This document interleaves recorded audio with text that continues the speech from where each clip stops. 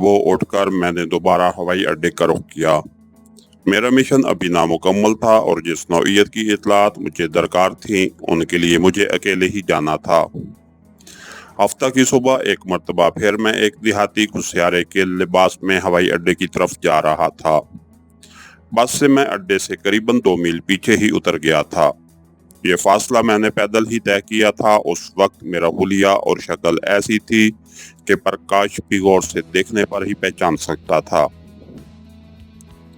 मेरे सर पर लगी बालों की विग और बड़ी हुई शेव, हाथ में पकड़ी चारा काटने की दरान थी और खुरपे के साथ कंधे पर रखी मैली कुचैली सी चादर, और तन पर मैले कपड़ों की वजह से देखने वाला पहली नजर ही में मुझे कोई घुसियारा समझकर नजरअंदाज कर सकता था। बस के सफर के दौरान मैं आखिरी सीट पर एक कोने में, जहां अक्सर कोई बदकिस्मत सवारी ही बैठा करती है, सिमट गया। उसके बावजूद सारे रास्ते मुझे बस में सवार होते और उतरने वालों की गुस्सीली नजरों का सामना करना पड़ा। एक तो मेरी शक्ल ही अछूतों वाली थी, फिर अछूत भी निचले दर्जे का। भला कोई ब्राह्मण मेरा बस में सवार होना कैसे गवारा कर सकता था। बस के कंडक्टर मुझे तमाम रास्ता गालियों से नवाजता आया था।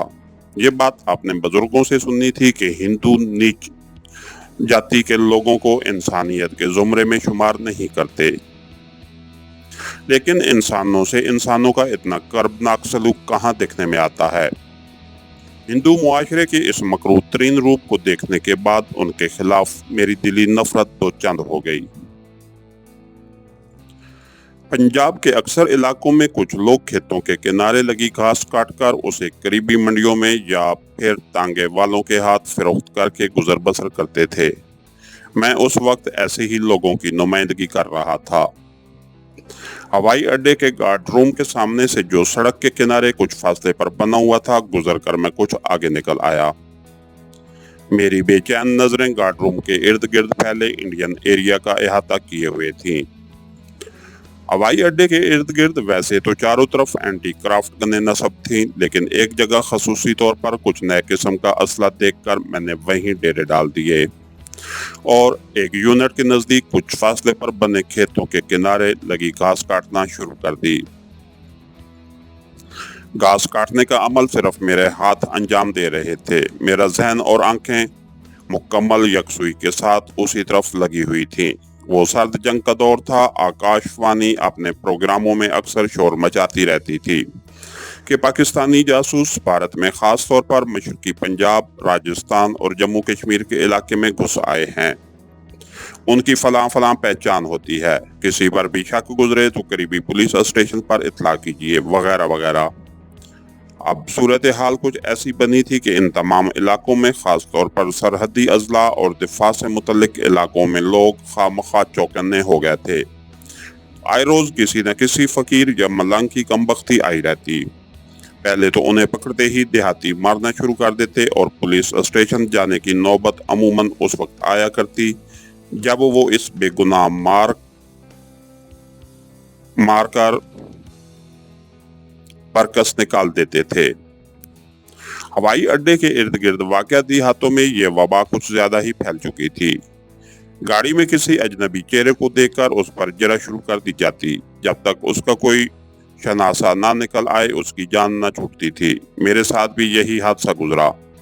मैं इर्द गिर्द के माहौल से लाताल्लुक अपने काम में मगन था। वहां मौजूद किसी फौजी जवान को तो मुझ पर शक न गुजरा। करीबी गांव के 2 सिख जो सिक्योरिटी के आदमी थे उस तरफ आ निकले और मुझे उनकी आमद का एहसास उस वक्त हुआ जब वो मेरे सर पर मौजूद थे। फरार की तमाम राहें पहले ही मसदूद थीं। चारों तरफ फौज ही फौज। सड़क पर हवाई अड्डे के मुलाजमीन की आमदोरफ्त जारी थी और मेरे सर पर सिक्योरिटी के 2 अफराद मुसल्लत थे। कौन हो तुम? क्या कर रहे हो? दोनों ने मुझे घूरते हुए पूछा। महाराज जी, मस्कीन आदमी हूँ, घास काट रहा था। मैंने अपनी दांस्त में उन्हें मुकम्मल जवाब दे दिया। इस असना में मैं उठकर खड़ा हो गया था। थैला मेरे हाथ में पकड़ा था जबकि द्रांति वहीं कटी हुई घास के पास रखी थी। मेरे हाथ में थैले में सिवाय एक खुरपी और चादर के और कुछ नहीं था। लेकिन इन दोनों जहां आकाशवाणी भारतीय अवाम को वार्निंग दे रही थी, वहां भारतीय अखबारात ने भी पाकिस्तानी जासूसों के मुतल्लिक अजीब अजीब अफवाहें लोगों में फैला रखी थी। उनमें सबसे ज्यादा अहम बात यही बताई जाती थी कि जासूसों के पास थैलों या उनके कपड़ों में खतरनाक बम जरूर छुपे हुए होते हैं, उनसे होशियार रहिए। दोनों शायद मकामी सीआईडी के आदमी थे, जिनकी ड्यूटी हवाई अड्डे के इर्द गिर्द देहातों में लगी थी कि मुश्तबा लोगों पर नजर रखें। मुझे मुश्तबा समझकर वो चले आए थे, लेकिन बराह रास्त हाथ डालने को तैयार नजर नहीं आते थे। भारतीय रेडियो और अखबारात का प्रोपेगेंडा मेरे काम आ गया। कहाँ रहते हो? एक ने पुलिस के मखसूस लहजे में पूछा। तलवंडी महाराज जी। चल भाग, जहाँ घास काटने की इजाजत नहीं। दूसरे ने मुझे हाथ में पकड़े डंडे से आगे की सिमत इशारा करते हुए कहा। जैसी मर्जी आपकी महाराज जी, मैंने नीच जाति के लोगों की तरह हाथ बांधते हुए कहा और आगे बढ़ गया। ठहरो, अचानक पीछे से आवाज सुनाई दी। एक लम्हे के लिए तो मुझे दिल सीने से निकलता हुआ महसूस हुआ। मुझे उम्मीद थी जब दूसरी समत पलटूंगा तो उनके हाथों में पकड़े पिस्तौल मेरे इस्तकबाल को मौजूद होंगे, लेकिन खैरियत गुजरी। उन्होंने शायद कोई और मंसूबा सोच रखा था।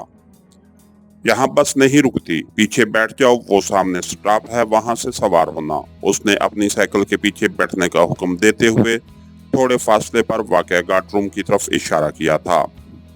इस तरह गालबन उनका इरादा ये था कि वो कोई खतरा मोल लिए बगैर मुझे गार्ड रूम पर एयरफोर्स पुलिस की खिदमत में पेश कर देंगे। यहाँ से अचानक भागना जबरदस्त बेवकूफ़ी होती। मैंने बादल नख्वास्ता हथियार डालते हुए हामी पर ली। इस तरह कम अज कम गार्ड रूम तक मुझे कोई ऐसा मौका मिल सकता था जिससे मैं फायदा उठा लेता। धन्यवाद महाराज जी, कहते हुए मैं उसके पीछे पीछे चलने लगा। दूसरा सीआईडी वाला मेरे पीछे आ रहा था। अपनी दांस्त में उन्होंने मुझ पर काबू पा लिया था। आम हालात में मैं ऐसे 10 गधों को डाज कर सकता था, लेकिन ऐसी सूरत हाल में कोई खतरा भी मोल लेने को तैयार न था। मौजूदा किसे कहते हैं, उसका अंदाजा मुझे उस रोज हुआ। लुधियाने की तरफ से रायकोट को जाने वाली बस आ रही थी। जब हम बमुश्किल सड़क के करीब पहुंचे ही थे, मैंने अल्लाह का नाम लिया और उसे रुकने का इशारा कर दिया। बस ड्राइवर ने ब्रेक लगा दी। गालबन उसने 3 सवारियों का लालच किया था। जैसे ही बस रुकी, मैं लपक कर उसमें सवार हुआ। ये अमल कुछ इतना अचानक और तेजी के साथ हुआ कि दोनों सीआईडी वाले पहुंचाए रह गए और उन्हें होश उस वक्त आया जब बस ने रफ्तार पकड़ ली। मुझे हस्ब तवक्को सबसे पिछली सीट पर ही जगह मिली थी। मैंने चलती बस के पिछले शीशे से नजरें बाहर दौड़ाई। दोनों बड़ी तेजी के साथ अपनी साइकिलें फेंककर गार्ड रूम की तरफ भागे चले जा रहे थे। ये बड़ा हिसास एरिया था। सिक्योरिटी का जाल चारों तरफ बिछा हुआ था। अगर वो दोनों गार्ड रूम पर रिपोर्ट कर देते तो वायरलेस पर अगली किसी भी पोस्ट पर इतला पहुंचना चंद सेकंड की बात थी। उसके बाद मेरा इस लारी में मौजूद रहते हुए बच निकलना नामुमकिन था। एक लम्हा कीमती था। मुझे चंद सेकंड के अंदर ही कोई फैसला करना था। फिर मैं फौरन एक नतीजे पर पहुंच गया। कंडक्टर मेरी तरफ आ रहा था। कहाँ जाएगा? उसने कराहत अमेज नजरों से मुझे घूरा। गालबन मुझे बस पर सवार करके वो पिछता रहा था। रायकोट लाला जी। निकाल 2 रुपए, 1 रुपया ले ले। लाला जी, गरीब आदमी हूँ, मैंने गुगियाते हुए कहा। अबे तेरे गरीब की ऐसी तैसी। उसने मुझे गालियां बकनी शुरू कर दी। बस इसी असना में वहां से 5-4 मील के फासले पर मोमनपुर के नजदीक पहुंच चुकी थी। ड्राइवर ने हस्बे साबिक ब्रेक पर पांव रखा और कंडक्टर ने मुझे धक्का देते हुए नीचे गिरा दिया। मैं बमुश्किल संभल पाया। गुस्से के मारे मेरा खून खौल उठा, लेकिन दूसरे ही लम्हे मुझे अपनी हैसियत का एहसास हो गया।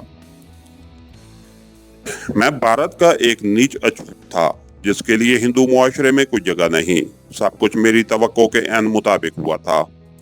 मैं फौरन सड़क के दूसरे किनारे पर पहुंचा। बमुश्किल 2 ही मिनट गुजरे थे जब मैंने जीप को इंतहाई तेज रफ्तारी से उस बस के ताक़ुब में जाते देखा।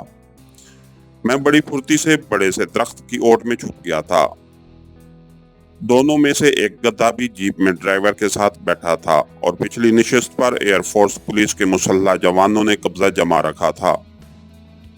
जीप के गुजरते ही एक बस आती दिखाई दी और चंद मिनट के बाद मैं लुधियाना की तरफ वापस आज़म सफर था। इस मुसीबत के टल जाने पर दिल ही दिल में शुक्र बजा लाया। बलवाड़ा से काफी दूर एक स्टॉप पर मैं उतर गया। यहाँ से एक टेम्पो के जरिए मैं एक दूसरे इलाके की तरफ जा निकला। ये एक छोटा सा कस्बा था, लेकिन मेरे लिए बहुत बड़ा और मजबूत किला। अब कम अज कम मेरी हालत इस काबिल जरूर थी कि भारतीय सेकुलर मुआशरे में मुझे बस की सीट पर बैठने की इजाजत मिल जाती। शाम को थका हारा लुधियाना पहुंचा। अपने मखसूस मकाम पर कपड़े बदलकर सीधा प्रकाश के पास चला गया। रात को हम दोनों इकट्ठे होटल पहुंचे। प्रकाश मेरा बेहतरीन कवर था और ऐसे गैर यकीनी हालात में जबकि कदम कदम पर खतरात मुंह खोले खड़े थे, उसकी मदद हासिल करना और भी जरूरी हो गया था। मैंने प्रकाश से बड़े गहरे ताल्लुकात इस्तेवार कर दिए थे और चंद दिनों की दोस्ती में ही वो मरहला आ गया था जब प्रकाश मेरी गैर मौजूदगी को महसूस करने लगता। इसके साथ ही हमारी आज के एपिसोड का इख्तिताम हुआ। कहानीकार चैनल को लाइक कीजिए, सब्सक्राइब कीजिए और बेल आइकन को प्रेस कर दीजिए ताकि हर आने वाली नई वीडियो आप तक बर वक्त पहुंच सके। शुक्रिया।